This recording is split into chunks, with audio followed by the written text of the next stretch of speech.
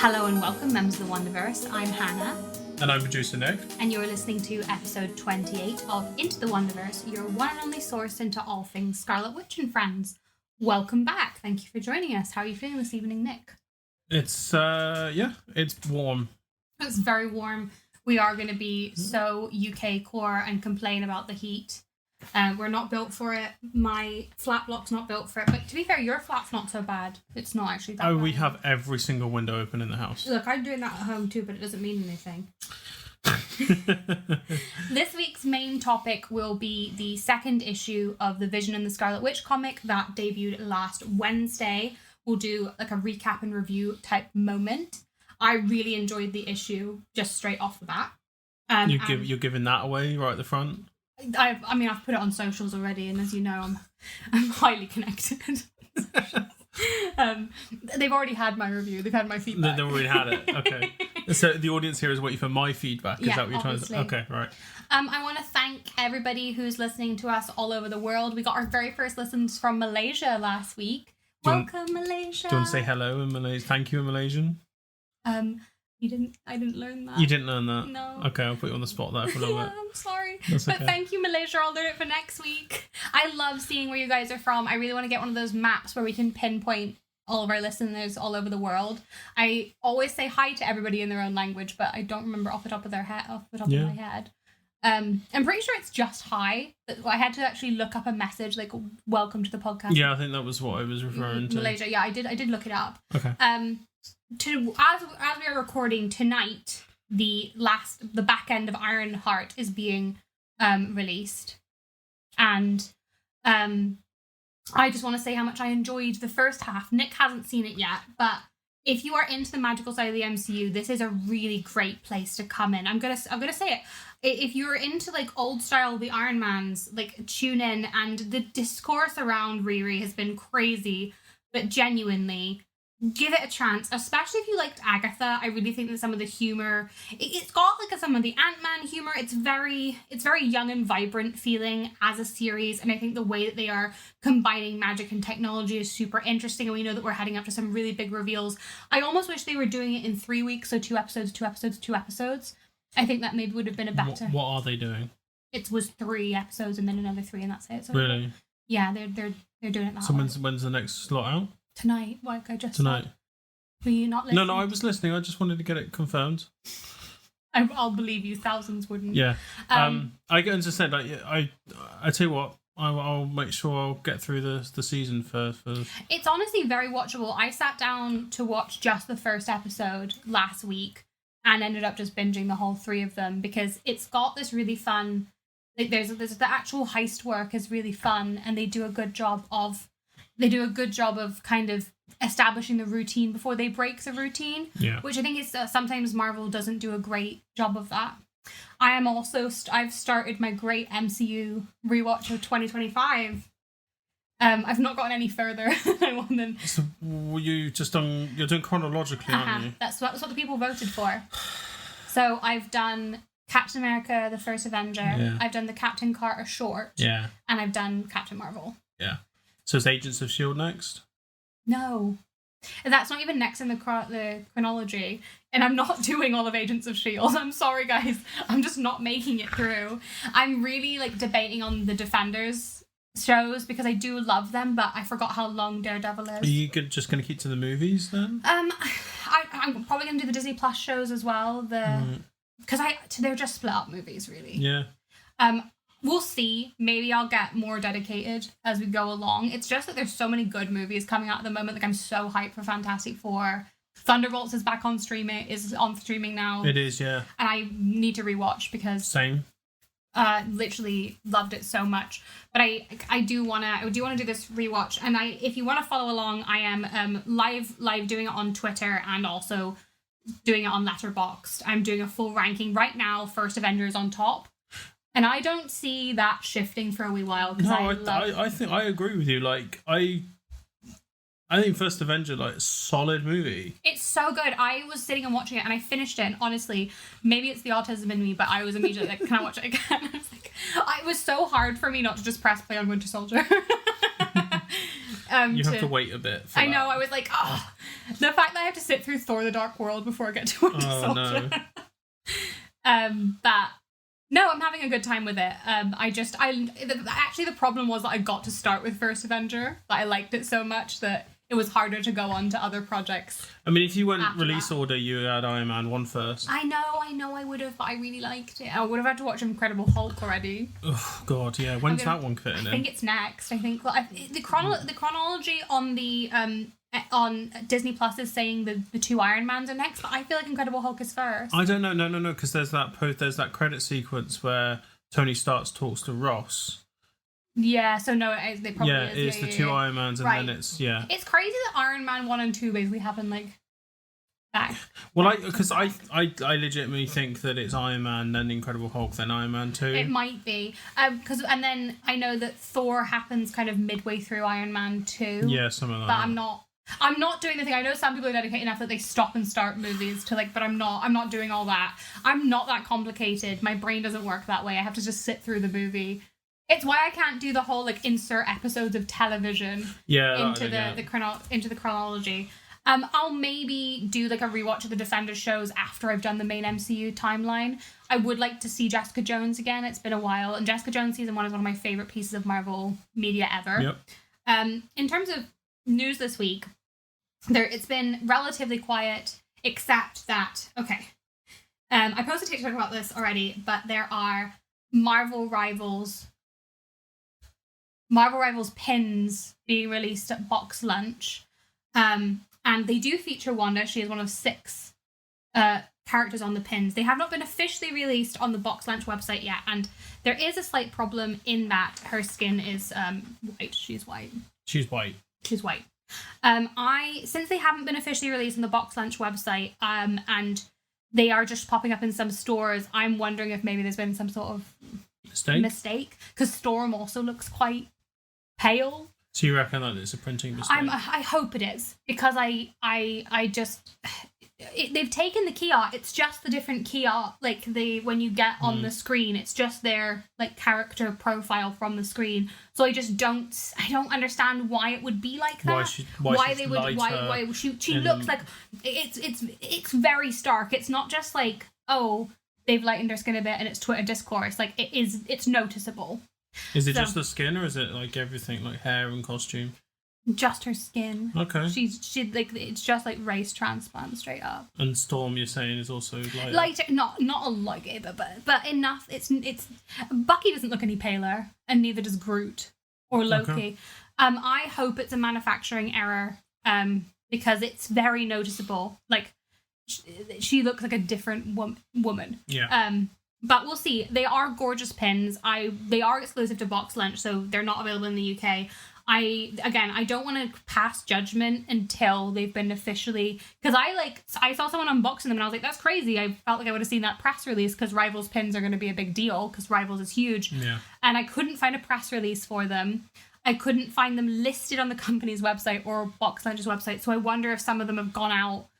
I don't know. This is all speculation. Everything I've said is speculative, but I will keep you informed on the topic. Okay. But Rivals pins are out-ish, maybe. And obviously our biggest news of the week is that we've had our Scarlet Witch and Vision comic drop, the newest issue. Yes. And we've both read it, and what first thoughts, Nick? Non-spoilery thoughts? Pretty good. Yeah, I think it's a solid continuation of the first 100%. Issue. This is the first run in a long time where I'm actually really excited issue to issue in what's going to happen. I'm invested in where the end of this issue goes. As somebody who's not the average comic reader who used to be this, it does feel like I'm excited to read this as it comes out week by week, and not just be okay, I'll wait for the trade paperback. So and it also really feels like it's pulling a lot of references from one of my issues with the Quicksilver and Scarlet Witch run was that I felt that it pulled on none of their history. I felt like it was a weird standalone story with no real bearing on their relationship, especially with the twins who have this long and kind of varied history. Whereas I really do feel like Vision and Wanda's actual and questions that have been left up in the air, to do with Vision's family, are being addressed. We're now going to go into spoilers, so if you haven't read it... Spoilers! we're now going to kind of break down what's going on and get to it. So if you don't remember, we left off last time. Wanda had brought Vision back from the dead, kind of. She brought him back from the brink, is what she's calling it, and he is now white. Talking about white.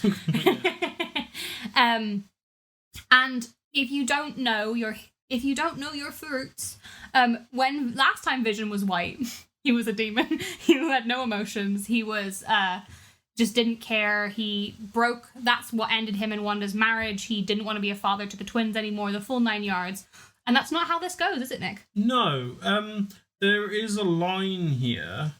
So see if I can try and find it. Basically, he's talking about how he's white and what that kind of means for him. And I'm just struggling to get the quote. The art is gorgeous, by the way. I think Lorenzo's done an absolutely incredible job with this issue. The art is really interesting to look at. Especially because this issue isn't action heavy. We were discussing this earlier. There's a small amount of action, but it's really all about the relationship between Wanda and Vision, which I think is very interesting. I'm so invested in when comics take the time to develop their heroes as people and their interpersonal relationships between the two of them. I feel like even as a not like everyone knows I'm not a huge WandaVision shipper, and I'm not particularly interested in Vision. Not because I don't think he's an interesting character, he's just not my cup of tea. But I think that this issue does a really good job of presenting Vision's struggles with his emotions. And, Vision is always questioning how close to human he is. And I do feel like this issue addresses that in some ways. The line goes, white can be the this is what Wanda says. White can be the absence of colour, but white light is said to contain all colours. Perhaps you now feel every emotion with more force than ever before.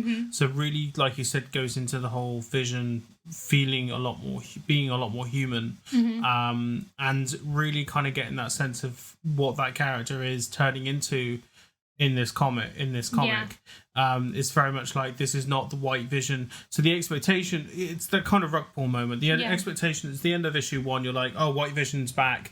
Here is the analytical, cold, absent father. And the rug pull is, no, he's white, but actually it means a different thing. It's that subversion of expectation. It's a subversion of a trope, a character trope that we see for Vision. So that kind of idea that white light contains all colours, therefore colours, emotion. It's a very good analogy and quite well put.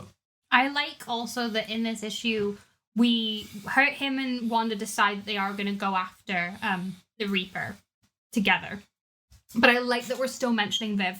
I love that Vision is still concerned about that element of his family, because we've seen Viv and Vision together a little bit over the past couple of years, but obviously since the King run, there has been a lack of...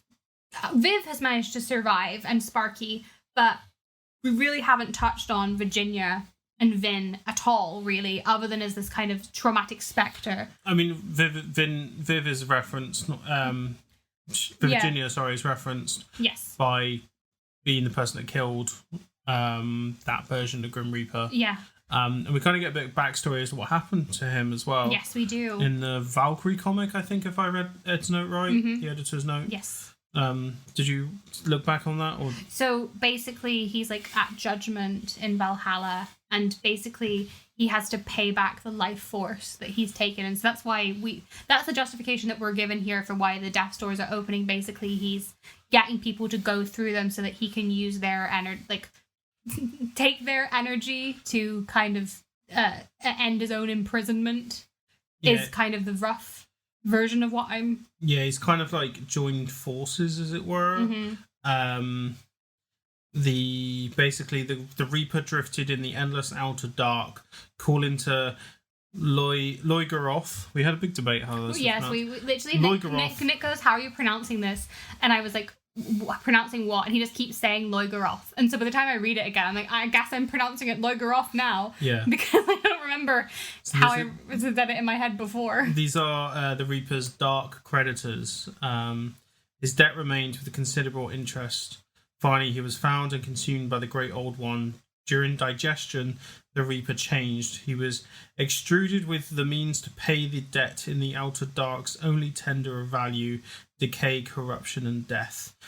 Which basically leads to the doors. Yes, and so people are going through them and sort of being offed by a version of a ghost of their loved one. Whether or not it's actually anything to do with their loved one remains to be seen. And we see Vision and Wanda decide that they're gonna try and stop it. Good for them. So they get to this one at the door, and there's all these people crowding around, and there's a guy stood at the door like a salesman. Yeah. And Vision, unlike him, gets really angry. Yeah, he's really emotional. Really emotional. He's literally squeezing the guy's heart. Yeah. Men's mental health. Yeah. Seek help. So Wanda, being what she is, turns him into a houseplant. Yes. Not Vision. She turns the salesman into a houseplant. Again, we get a mention of Alice, the Woo, is going to come and pick up. It's so nice. I love seeing these little references to, obviously this is the kind of MCU tie-in that I really enjoy, in that you are highlighting characters who have obviously become more important in the MCU, but maybe getting people to become invested in their comic version. I think that's a really good version of MCU synergy. Like, rather than, because it's not changing Alice's backstory to match Agatha all along, but it's highlighting her as a character, and I really enjoyed that. And then we get the most cheeked up picture of Wanda I've seen in a long time. Like, my biggest hit tweet was just tweeting a picture of Wanda's butt. Yeah? Yeah, that picture of her butt. That picture. Yeah, there is... I'm no better than a man. Yeah. Objectifying A cartoon. Yeah, well done. Thank you. They go through the door together. They're like holding hands. Very sweet. Can I just... I'm not going to focus on the bum of it all, but like the actual like looking at her costume from the back, like we see more details of this whole kind of galaxy star effect that her costume kind of has. It's gorgeous. And it is really nice. And then we see like a close up of her feet. And I love the heels. boots. The boots are so stunning. Steve Madden, get on a collab with Marvel and give us these shoes. I will walk in them even though I'd never ever wear heels. I was gonna say, I don't think I've ever seen you wear heels. I don't think you ever have seen me wear heels. I don't, as a rule. So they go through the door and they end up in this really old building. Yes, and then who is there? It is Vin. And I have seen a panel, like the preview is Vision hugging Vin. Okay. Obviously, if it goes by what happened with the last time somebody hugged someone in the afterlife, he's going to try and stab Vision. But the appearance of Vin also contradicts what the Reaper had said, because the Reaper had said that if you don't have a soul, he implied that androids don't have a soul and thus can't be in the afterlife. I have a question. Just to recap something. How many issues is this? 5. Right. So we're already on issue 2. So Wanda is a character whose whole arc has been defined by her control of her emotions. Yeah. She's been paired up with a character whose whole arc, and one of his arc, has been defined by his lack of emotions. Yes. So this has very much been framed as a follow-on from the Tom King story and the aftermath of that, and what we see in these previous 2 issues, with Vision kind of very much becoming overwhelmed with emotions. My theory would be this story with Vision's arc would be him trying to come to terms with the feeling of emotion that he's going to be, the feeling of grief and the feeling of guilt that he has over the loss of his family, and Wanda being the person to kind of help him through that, therefore being Scarlet Witch, Vision and Scarlet Witch. Working to get consoling each other. You're onto something there. I think that this is hopefully going to provide closure to a couple different arcs. Maybe we'll see. I would love to know if Vision is still trying to recreate Virginia under the bed, because that was the whole end of the Tom King arc. I'm really glad that we are returning to it. I know that the Tom King's quite controversial in general and his work, but I did enjoy the Visions, and I do think that I was sad that we never really got a continuation of that, and that's coming from somebody who really isn't a big reader of Vision. I did think that it was weird that we just kind of never circled back around to it. I think that this has been a really strong run because it's so story driven, and that's what I think Wanda comics have been missing for a while, and was definitely missing from the Pietro and Wanda moment.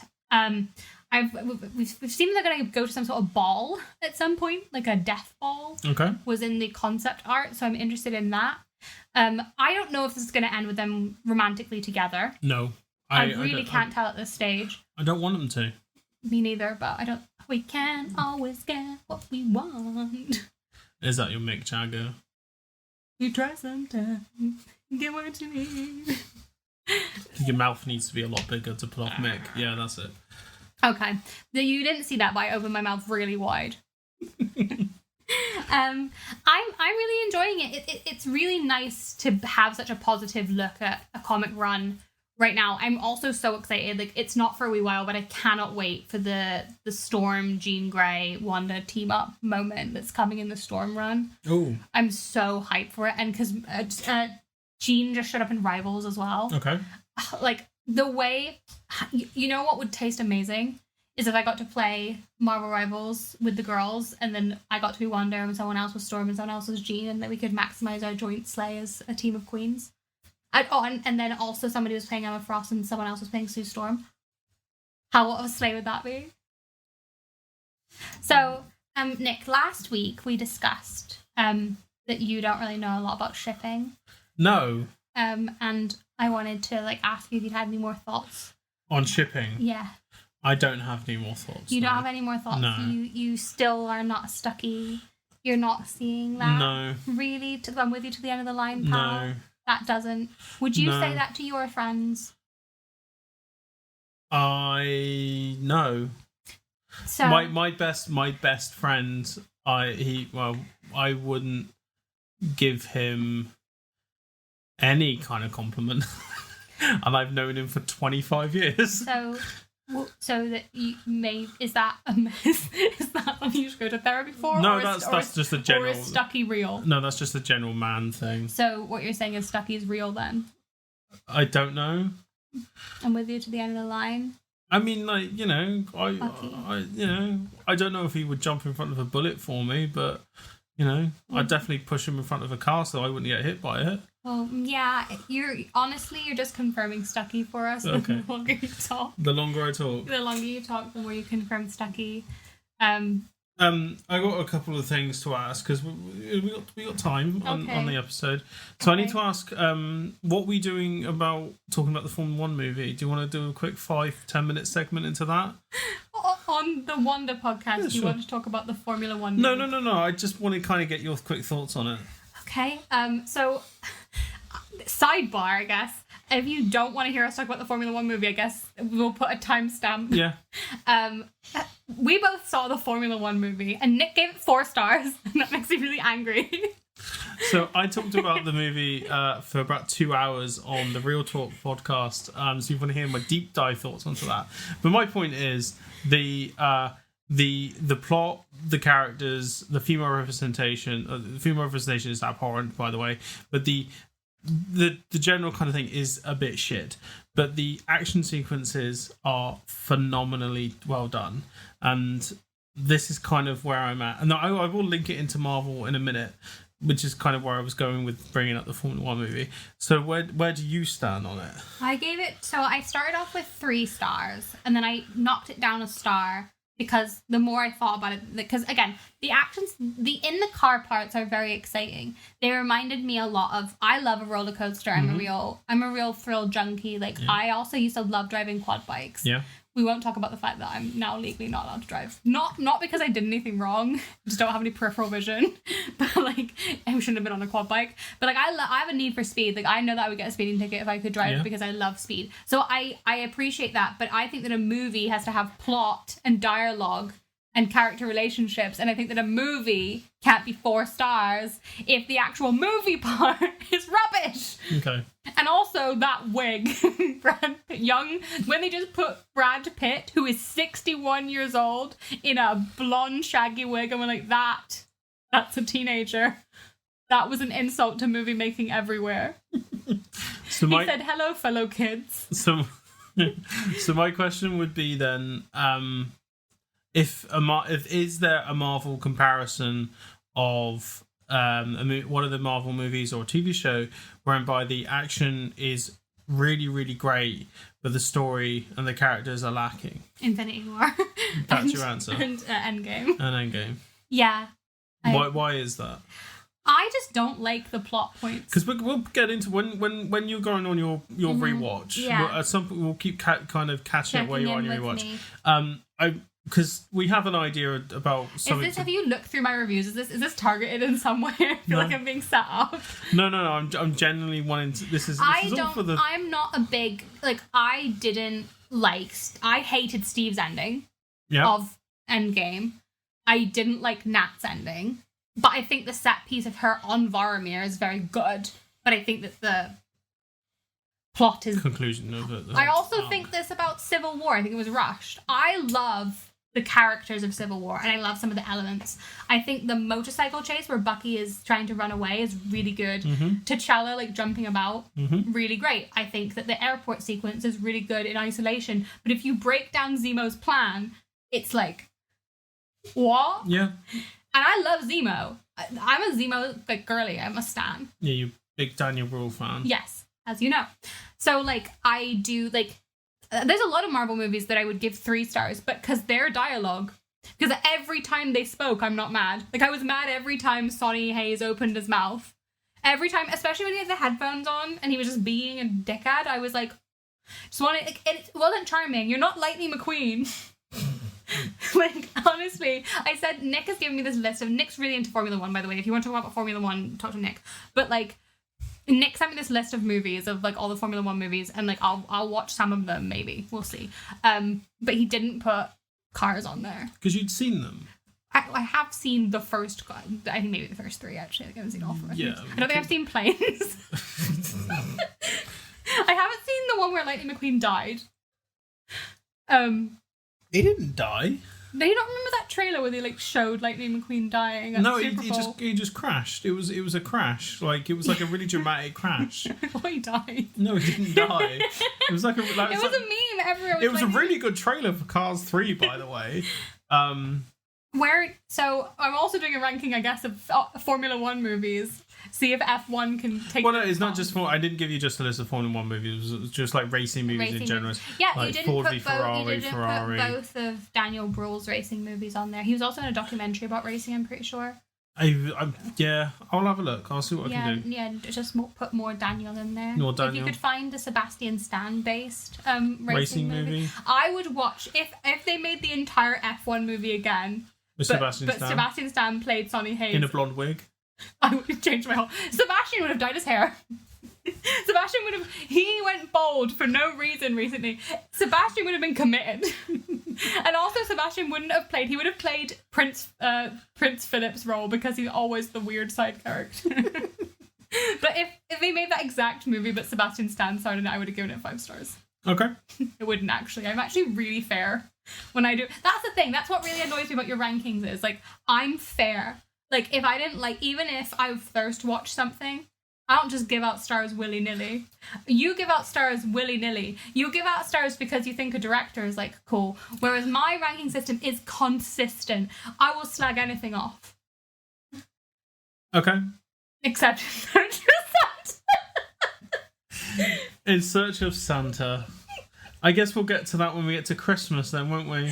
Yeah, okay, we need to get back on some track. kind of track. So, what else did you want to mention? Oh, we want to shout out our YouTube listeners. Yes, so one of the last things we want to do is kind of shout out our YouTube listeners, because you kind of got a bit of felt a bit guilty. Yes, I did, because I hadn't uploaded. The YouTube does take an extra wee while to upload just naturally, and somebody messaged me and was like, the YouTube link's not up, and I was like, oh shoot, I haven't even done the graphic, because I make a separate graphic for our YouTube thing. So I just wanted to shout out and say thank you to everybody that tunes in to us on YouTube. Thank you for choosing us. Thank you for being here. We appreciate you. Are we still having that one person watch on Smart TV? Yes, that person. Hello, whoever that person is. We love you. Yeah, hello. We love you, Smart TV listener. I love it. Literally, the breakdown of our devices, everybody listens on mobile. There's one person on their laptop, but that one dedicated person that's on our... And that's not YouTube. That is somebody playing the audio through their Smart TV. Good for them. The levels of commitment that is,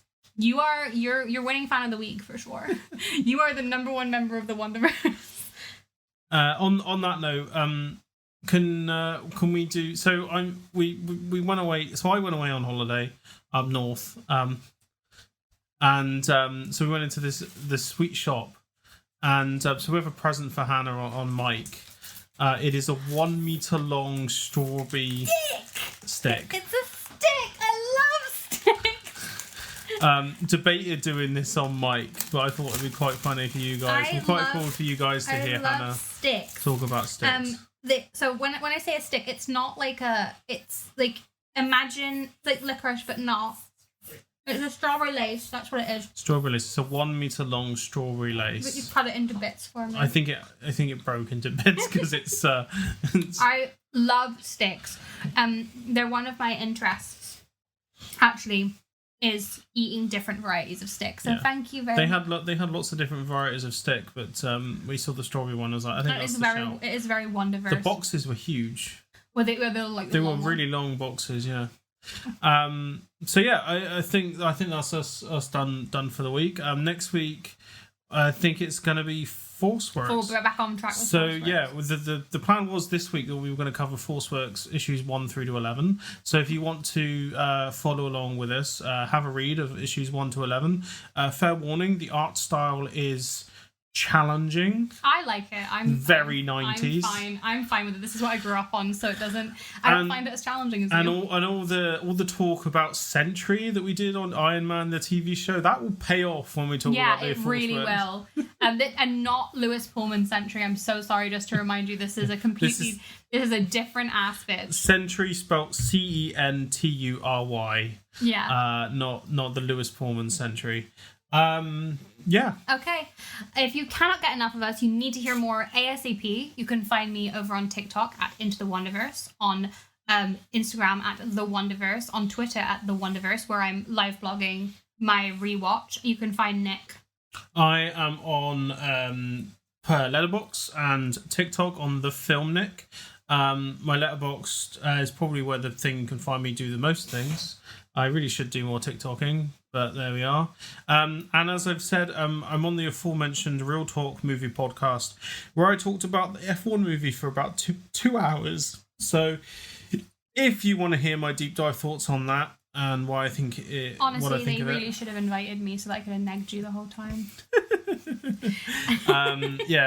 look for me on there. And yeah. Thank you so much to Lily for our gorgeous, gorgeous artwork. You are a queen. Lily has some gorgeous stickers for sale right now, which are the little duck ones. The little duck ones. I recently posted a video so good. that have them in. I didn't bring it today, but I have a Spider-Man duck sticker for you. From Lily? Yeah, from Lily. Thank you, Lily. Honestly, Spider-Man, amazing. I look forward to seeing that. I've got a Spider-Man duck sticker for you. So go visit her art, support her artwork. Music by Melody Ray Griffiths. And until we see you next time, stay magical.